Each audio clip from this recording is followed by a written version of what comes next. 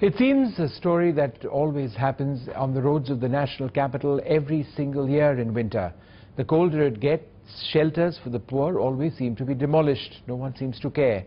Avleen Gill and Ketaki Angre report. The demolished remains of what would have been a night shelter for the homeless on the coldest day of the season. Now a mere playground for Saurabh and his friends. The shelter was coming up in the Okhla area of South Delhi, but before it could be completed, the railways demolished it, leaving over 50 people battling the cold without a roof over their heads. ठंड में कम्बल भी नहीं था, इसीलिए ऐसे गुजारना पड़ा। बच्चों को लेके क्या करें, आग जला के। हमारी आंखों से आंसू निकल आए, क्या करें, मजबूर है हम। मैं पेपर बेचता हूँ और मैं यहाँ रहता हूँ तो सर्दियों में मुझे आराम मिलता है।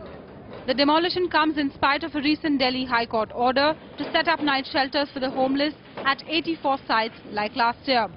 Railways say the shelter was pulled down because it was coming up within the safety perimeter of 15 meters from the tracks.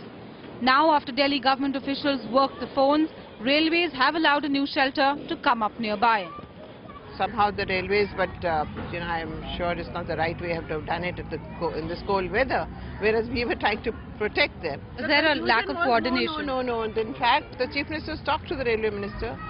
We are saying they are not going very far. Basic official mindset that the homeless are not full citizens. I think that's really what one worries about.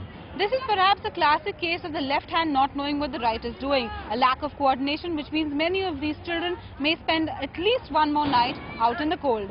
In New Delhi with camera person Sanjay Kaushik, Ketaki Angre, for NDTV.